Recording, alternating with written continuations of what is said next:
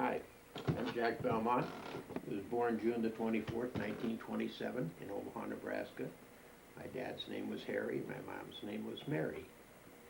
My first recollection, really, we lived on 16th Street in the Nathan Apartments, and that's my first recollection of my youth. And from the Nathan, we moved over to the Harlan, which was just a block away. It's also apartments. My dad had a pawn shop on 24th and Decatur called Across Town Loan. My mother used to come to the store. We used to walk from our apartment to 24th and Decatur, which was maybe an 8 or 9 or 10 block walk. There was no problems. Those days, you weren't afraid to walk. It was a mixed neighborhood. There were blacks and whites. And you went. Nobody bothered you. Came to the store. My dad used to have the store. He was open, I remember, 7 days a week. Monday through Friday, he was open from about 8 o'clock in the morning till 8 at night. On Saturdays, he was open from 8 to 10. On Sundays, he used to work from 12 to 6.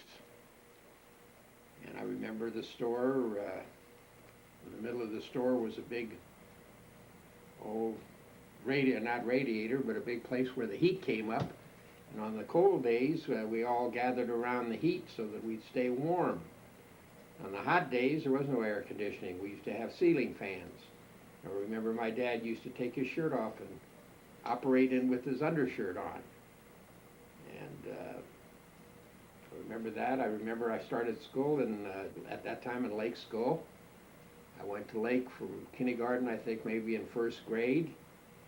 I remember when we lived on 16th, my first brother, Joe, was born. I remember when my mother used to like to play cards, and that afternoon she went to play cards. She was pregnant, and I was home, and I decided I was going to make a cake. And I did. I put everything from the medicine chest in the can. I put all the flour in there. I put everything I could, and I put it in the oven, and I let it cook for a while. And I took it out, and I burned my hands, and I threw it through the window because my hands were burned. When my mom came home from the poker game, she was so upset. I think that started the procedure in which Joey was born. He might have been born a little early. She had to go to the hospital that evening, and Joey was born the next day. So I had a little hand maybe in Joey's birth. He might not have been born in May the 28th. I remember that we moved from 16th Street. We moved to 5004 Hamilton. My dad didn't believe in buying a house or anything. We lived on the corner of 50th and Hamilton, and there, when we lived there, I went to Harrison School.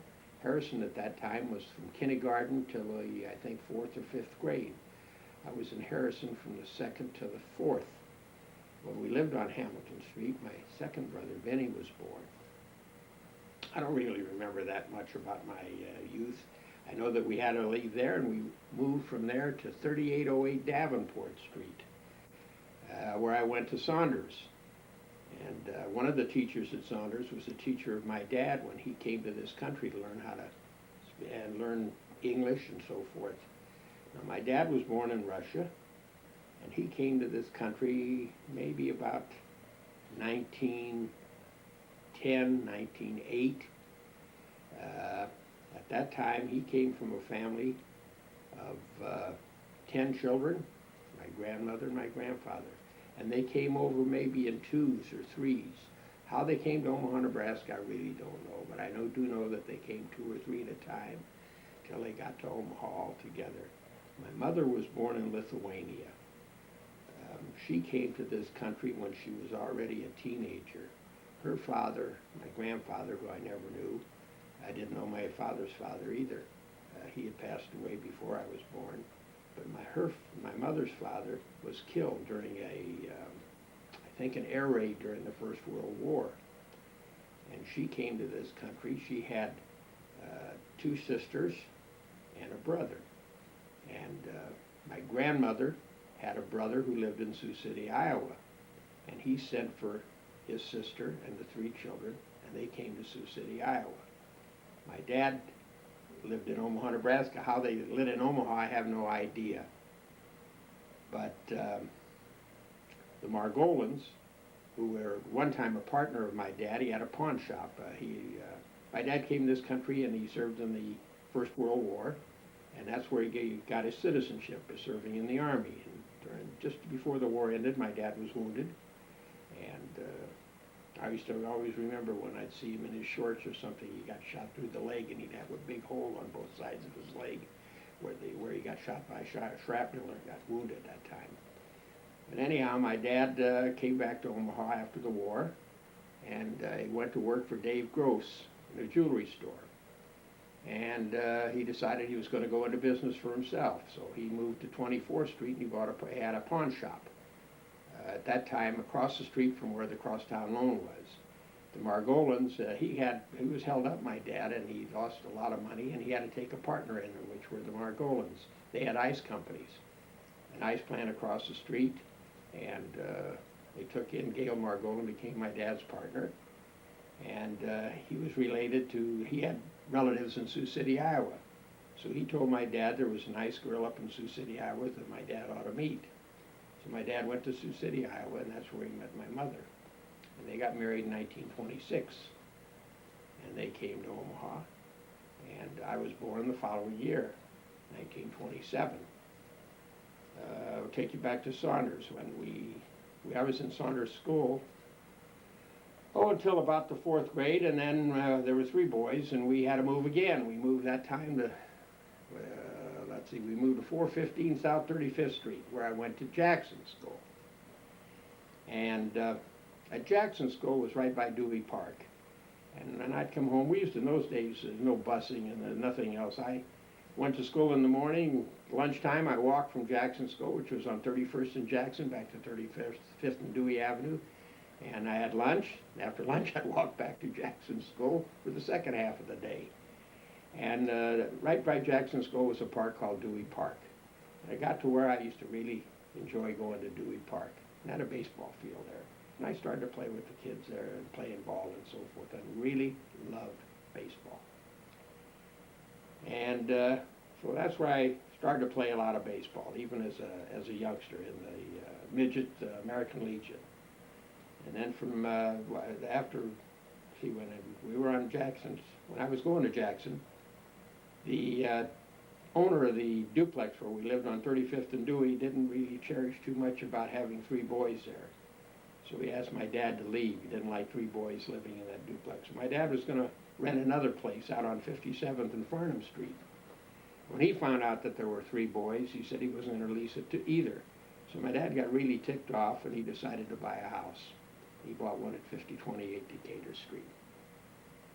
I didn't want to leave Jackson. I was already in the 8th grade. So when we moved to 5028 Decatur, every morning my dad would take me either to school or else I'd get up early, catch the bus on 52nd over to Dodge. And I'd take it back. My dad did take me to school every day. I'm thinking about going to high school. And I finished my years at Jackson. I graduated in the middle of the year. In those days, they didn't graduate a full year. And I was a midterm student. I went to Central High School. While at Jackson, I really made some good friends. I had a friend, Bob Morgan. I had another one, Marvin Stein, who to this day we've remained quite close. Marvin lives in Washington, D.C. Bob lives in Los Angeles, California. And we correspond. Bob and I played baseball together at Central High School. While at Central, had a good time. Went out for football, played football. That was not my favorite sport. And after the first year, and I played on the first team my freshman year. Following year, they asked me, when I came to school, we used to start football practice before Labor Day. And I didn't come out for practice after the freshman year. So when I got to school that time, the coach asked me, "Hey, Belmont, where are you? How come you're not out for football?"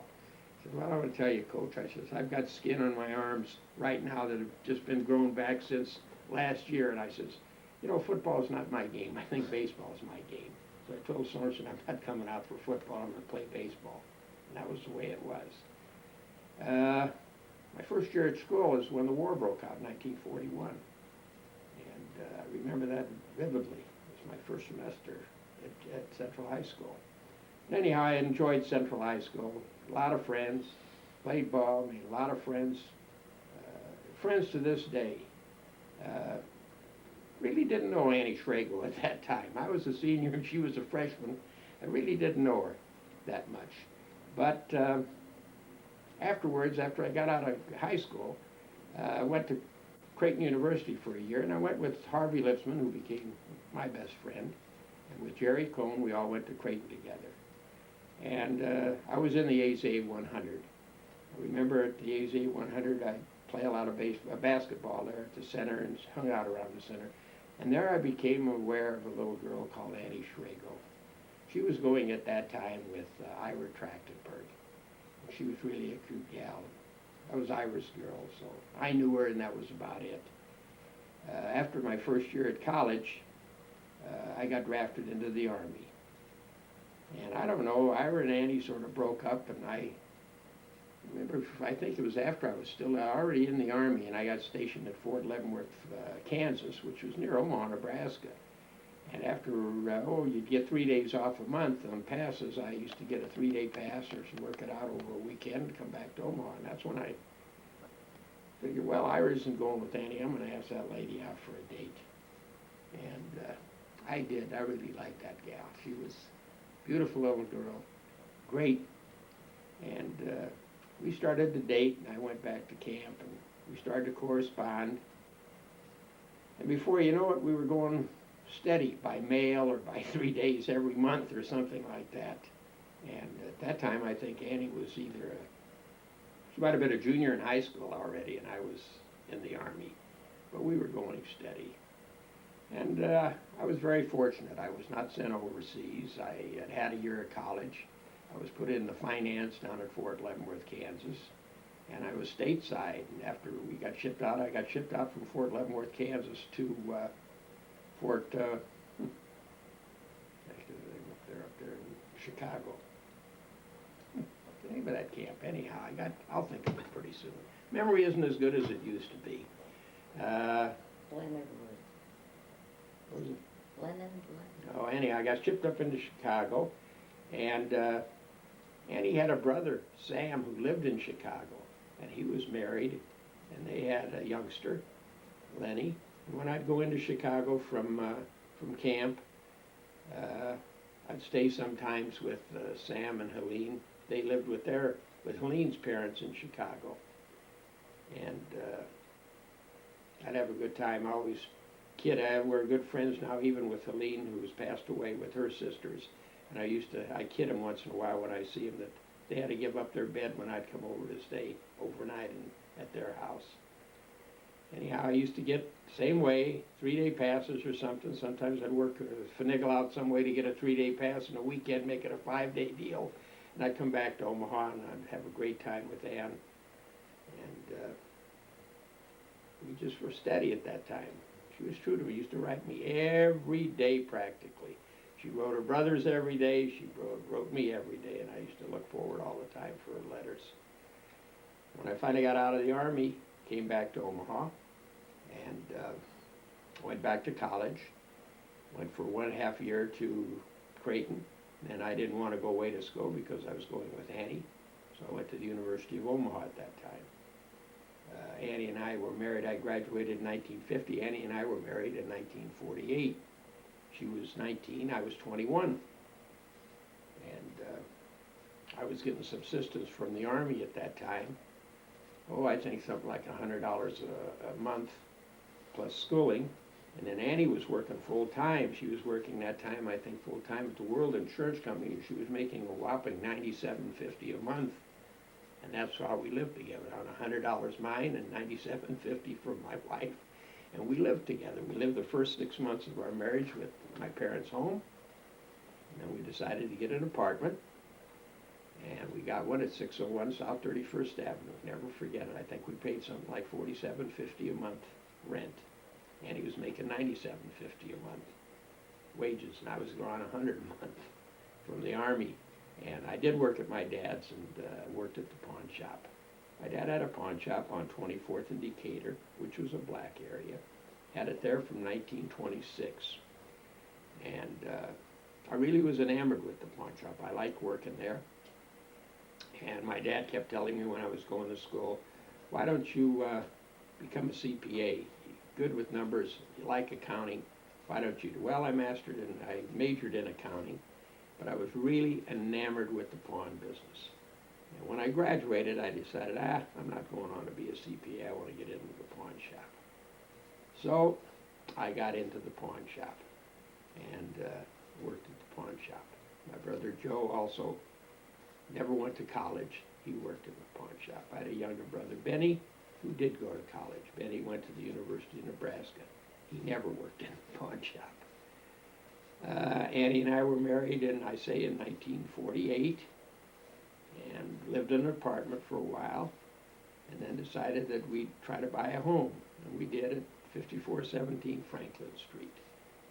And there, when we were there, that's where Barry was born, 1952. Barry was our first child, boy, and we were extremely happy because Annie just couldn't seem to get pregnant. When she finally did and we had Barry, we were extremely happy. I was graduated from school. I was working in the pawn shop.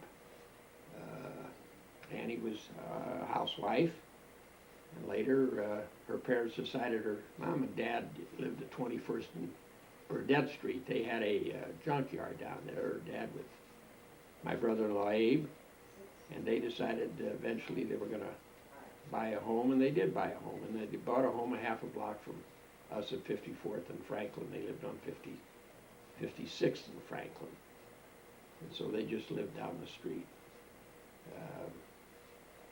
Can't think much more about that. My father-in-law was just a magnificent guy, and my father-in-law and Annie were extremely close. My mother-in-law, I used to laugh. My folks used to speak Yiddish when they didn't want us to know what there was going on.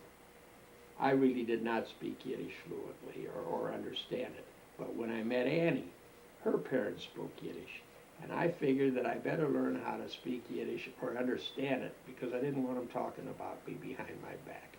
So through that, I really began to understand and learn about Yiddish. What else can I tell you? Okay, when we were on 24th Street, we really had a great business and really had a great time there. But then there was a lot of civil unrest in Omaha. And my dad became sick, and my dad passed away in 1966, just before all the trouble started in Omaha with the rioting and so forth. Well, we were in the middle of the black area, and when the rioting first started, we were not really affected. We had been warned that there was going to be some troubles, and we more or less protected our business and so forth, that first riot that they had in Omaha, Nebraska. But as Joey and I were in the business, my dad had passed away in 66. As Joey and I were in the business from 66 to 69, it became extremely pressure. There was a lot of unrest. There was, you got to really watch what you were doing. And our business was really great, but in about 1968, there was a political meeting in Omaha, Nebraska, and after the meeting, I think George Wallace was here. After the meeting, there was some civil unrest, and they marched down 24th Street, and they broke into our store. And they destroyed really the front end of our store, and unfortunately, a young man was killed in our window. Joey and I were called that night, and we went down to the store, and we had been broken into, and we were going to sit it out, the two of us, that night, and police captain said, well, why don't we hire a guard? He said, so Joey and I waited, and we hired a guard at about 1 o'clock at night, and went back home, and about 1:45 that morning got a call that somebody had been killed in our window. Evidently, he thought the store was unguarded, and he started to crawl in. I have no idea what happened, but the guard that we had hired had shot and killed him. Well, from that time on, it really was tough on 24th Street as far as the store was concerned. And the following year, when they had civil unrest, they burned our store to the ground. That was in 69. Previous to that, I forgot about my youngest brother, Benny. My youngest brother, Benny, never went to the store. He went to school, wasn't interested in the pawn shop. And Benny was really my pride. Joey was close to me, but Benny was a youngster. He was like the baby. And I think between the two of us, we really had a great feeling. And Benny looked up to me, you know. I was American born, my dad wasn't, and all the things that he tried to pull as a youngster, you know, I'd look at him and say, come on, I've been down that road before. Don't give me all that bull. You're pulling my leg. You're not going to pull it over my. Anyhow, I'd really watch over him and really make him toe the mark. Well, Benny went to the University of Nebraska and became an innocent. And we were very, very proud of him. And he loved the military. Oh, man, when he was at Benson High School, he was up for colonel for the ROTC and all that. And when he went to Nebraska, he was a lieutenant. He ended up a captain in the ROTC there. And actually, he became a second lieutenant in the reserve when he got out of school. And he decided that he was going to go down to Fort Benning and do his 6 months time. And unfortunately, he went to Benning. And on Andy and my 9th anniversary, we were getting ready to go out. The phone rang. And Benny had a girlfriend who was going to visit him down at Fort Benning, and she was down there, and she called Ruthie Gilbert, and she called me and told me, Jack, I got terrible news. I said, what's the matter? She said, Benny got killed. And that was on Annie and I's 9th anniversary, and we hung up the phone. I called back Fort Benning to find out what had happened. He was coming back from a bivouac, and truck overturned, and 2 kids were killed, my brother Ben and then the other youngster from the East Coast. And there I went over to I had to go over to my folks' home. And I went over to my mom and dad's house, and I opened the door and came in, and I had to tell my mom and dad that Benny was gone. I think that's the hardest thing that I ever have done in my lifetime. My dad was never the same after that. My mom, who was really an outgoing person, loved to play cards, loved to go out and dress, loved to dress up, loved to shop. She had a repertoire, she had a rapport with my wife who was unbelievable. They were like mother and daughter, not mother-in-law and daughter-in-law. And she used to go together. But after Benny died, why, it was a different life for her. She became a recluse and didn't want to do much. She used to play cards, and that was about it. My dad never was the same again either. But anyhow, life goes on. And I was in 57, and I told you that my dad died in 66, and the store went down in 69. But in between then, when Barry was born in 52, we lived on Franklin Street. A couple of years later, Nene was born, and a few days later, Marlene was born. Barry was Barry. He had a little problems everywhere. He had problems in school, he had problems in Talmud, but he managed to get through everything. The other two, Marlene and Nene, no problems whatsoever. Both brilliant girls. I used to sit there and I'd tell my wife, I says, I watch Nene work, and she works hard at what she does, and she gets great grades. I watch Marlene work, and she doesn't work hard at all at what she does, and she gets great grades. I'd say, Nene works hard, Marlene doesn't. They're both brilliant girls, and they've really done well. They're something to be proud of. Barry works hard at everything, and we have to help him along, but hey, he's our son, and he gets along, he's okay. What else can I tell you? My high school days, great. Loved playing ball, made great friends playing ball. Never went any far. When I got back out of the Army and went back to school, I just got married. Didn't have time to play ball at Omaha U. Didn't even attempt it, so I gave that up. But used to play a lot of softball with the guys, and still played basketball until Barry was born. After that, didn't have much time for that either. Jack, tell me a little bit about the work you did in the pawn shop. Well, Typical day. a typical day in the pawn shop. We'd open up every day at Well, after my dad passed, it used to be 8:30 when my dad was alive. When my dad passed, we started opening up at 9 o'clock. And there was no more Sunday business. We get open, open the store when we were on 24th Street yet. Typical day, you'd put out the jewelry, we took in clothing in those days. We did a lot of things that we didn't do later after we burned out and opened a second pawn shop. You'd have a lot of customers come in, had great feeling for most everybody. I've been honored many times by customers that, I'm still working in a pawn shop at this time and I'm making this tape. Customers that come in, a lot of them, the older ones, and not too many older than I am now, but still the older ones call me Little Harry. That's my dad. I still like my dad's name. And all remember 24th Street, all remember my dad, all remember us. Always knew that we never took advantage of anybody. Still hold our heads down when they think of what the riots were and what had happened to us. But we got great customers. Typical day in a pawn shop.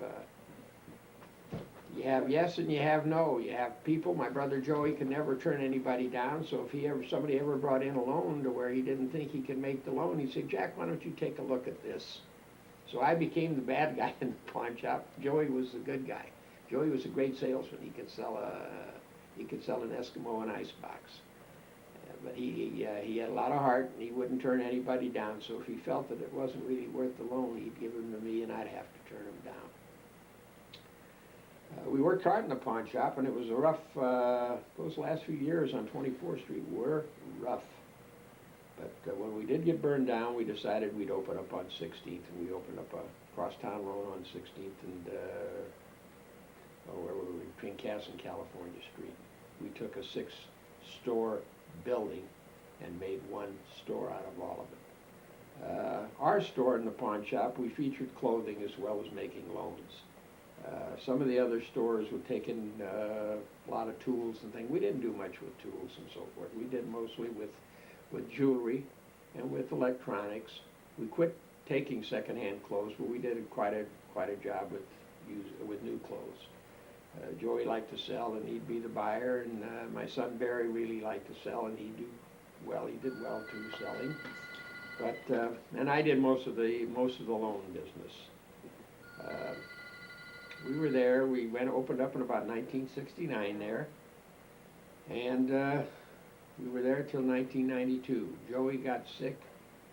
I'd say in the middle 80s, and he called me one day. He said to me, he came into the store one day. He says, "You know something?"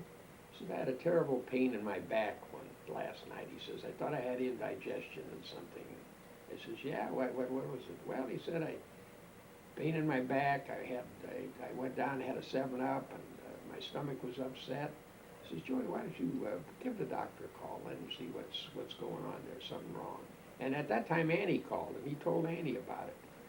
And Annie says, "Why don't you go to the doctor?" Well, he went to the doctor, and he had suffered a heart attack is what he had suffered the night before. And he went into the hospital. And from that time, things went downhill for Joey. He had a pain in the back, and they discovered that he had colon cancer. And I think from 86, 87, 86, I think it was a tough time for Joey. So he was in and out of the store, and I wasn't. I was working 6 days a week. We were open. 7th day on Sunday, I used to go down to the store, do the bookwork, send out the checks, do everything else. I'd go in maybe at 12 o'clock, come home at 4. So I was a 7-day-a-week guy, 7 straight years, no days off. And it got to where it wasn't fun anymore. Unfortunately, Joey passed away, and we had other problems with Barry, and finally closed the store up. And I was very fortunate. I had a friend that had another pawn shop in Omaha, and I think my wife asked him, Don Hoberman, he said, "Don, do you think you'd be interested in having Jack work with you?" Well, he's very, very interested. So I went to work for Don in we closed the store in 92, and I went to work for Don. next year, I think, in '93, in April of '93. And I'm still working for Don. I enjoy it. It's fun. As long as it's fun, why? When it's no fun, it's time to quit. But it's a lot of fun for me, and I enjoy it. I'm treated like $1,000,000, so I can't complain there. Get back to the kids. Barry was married, unfortunately, had a divorce, and the marriage didn't last long. Nene and Marlene both are married. Nene to Skip, Marlene to Hyman.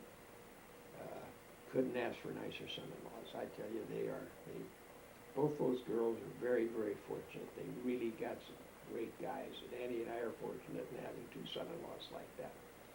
Out of those two unions, we have 4 grandchildren. We have Brittany and David from Marlene and Hyman, and we have Carly and Jesse from Nene and Skip. Brittany is the oldest grandchild. Brittany was born in Minneapolis. They lived up there.